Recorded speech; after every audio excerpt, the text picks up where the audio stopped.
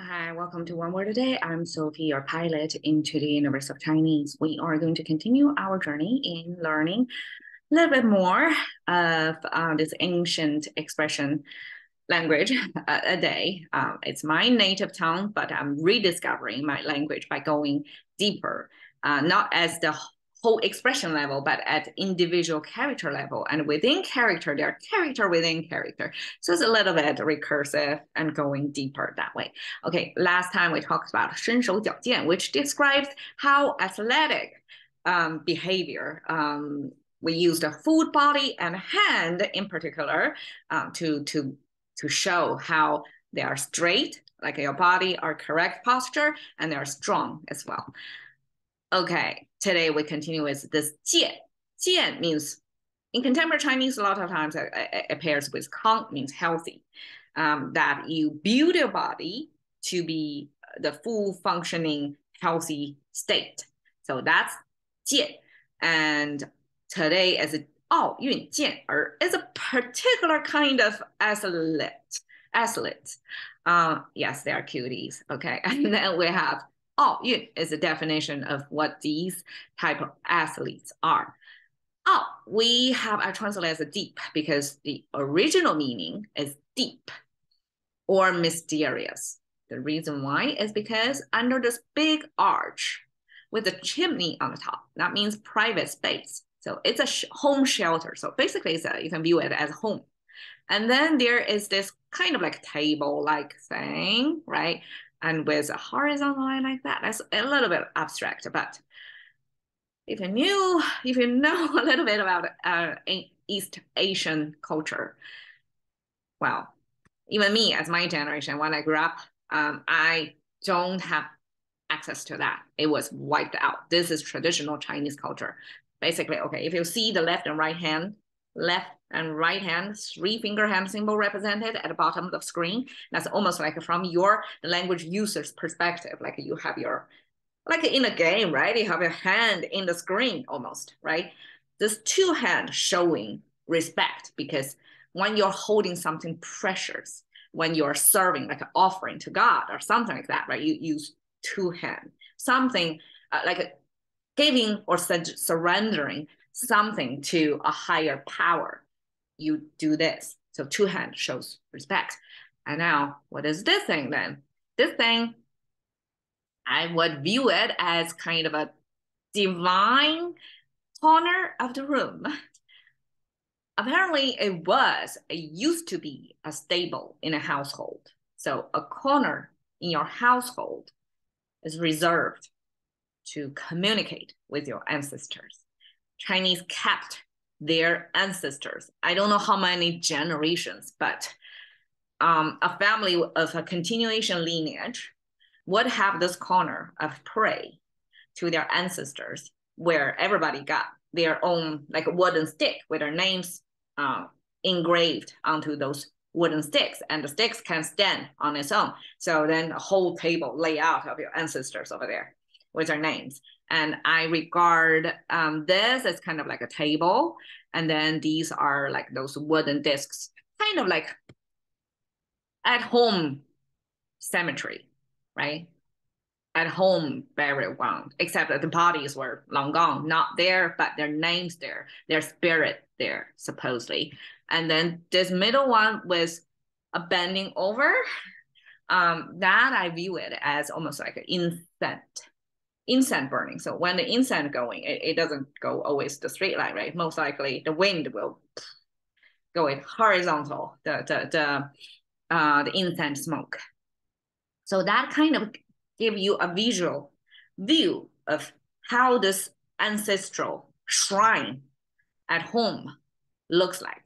According to scholars, that was placed in the southwest corner of your living quarters. So within your house, the southwest particular corner of that is reserved for ancestors. And whenever Chinese in there above the ground living, all kinds of troubles, all kinds of pressures, they can self-medicate instead of going to a priest to spill out their trouble.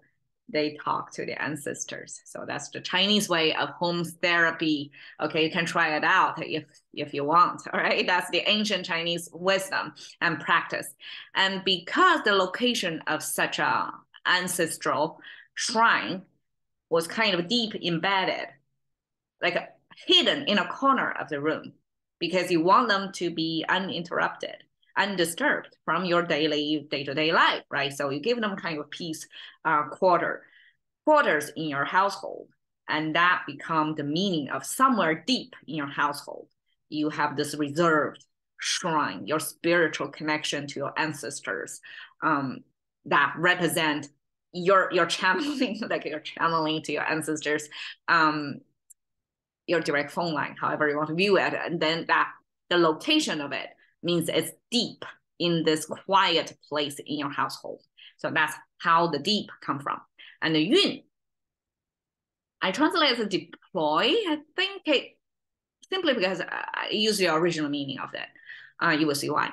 Okay. It came from the 3-toe foot symbol.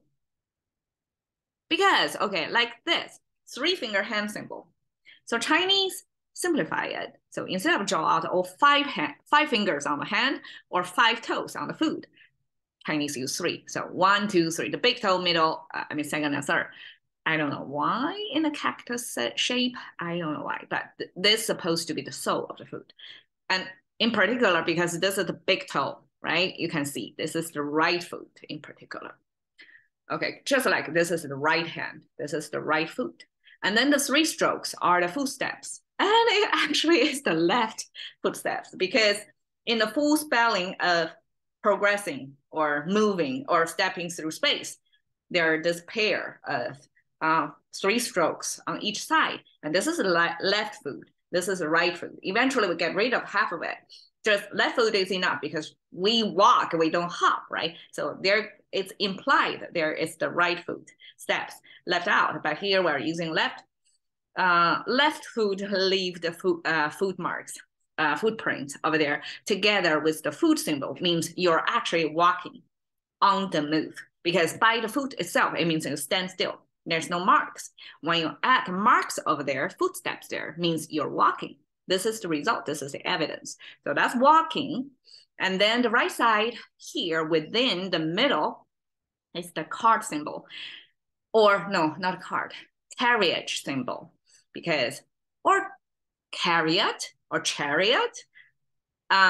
it's ancient wartime major war vehicle. So wartime back then consists of people, the foot soldiers, right? And also people who are on the such chariot because they are taller. So and also with the momentum of heavier object, that is the carriage.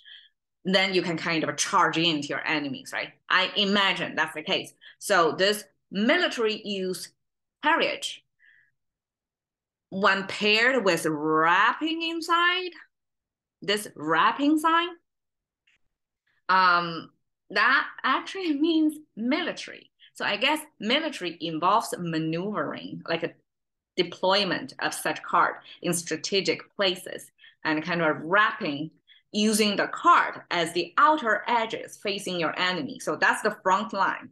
And you want to use the toughest edge of yours on the outside. And then you use the cart to wrap around the human flesh body, super killable, super vulnerable part of your army in the middle.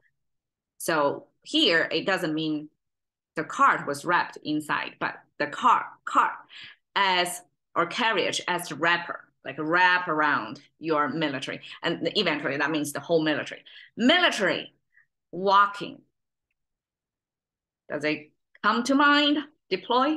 That means how to maneuver your resources on the war field, on the war zone. So that's deploy. Okay. Oh, yeah. Deep deploy. That sounds like some, what do they call it? Gosh, conspiracy theory, right? Deep deploy. Okay, actually it's not. It's about Olympic. Okay. Oh, Olympic, right? So Ao is the initial Olympic. That's all sound translation into Chinese. Because if we do syllable versus syllable, no, it's got a syllable source. Syllable, okay. One syllable for each character of Chinese, we will spell out Ao, Lin, Pi, Ke to match with Olympic. So this K, even if it's just a consonant, Chinese have to spell it out as Olympic, fully spelled word. So 4 characters actually to represent, to replicate the Olympic sound.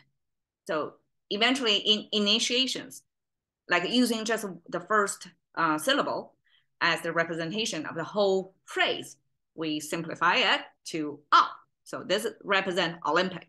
And the Yun actually means game, like a big game that involves with different teams, different deployment of resources on the ground. So they, compete with each other. So that came from this original military maneuver, becomes a big game, contest setting. So that's Olympic Games, basically. And Jie is, again, this building up coming from government funded with 3-finger hand holding brush. That's government official decree kind of order execution.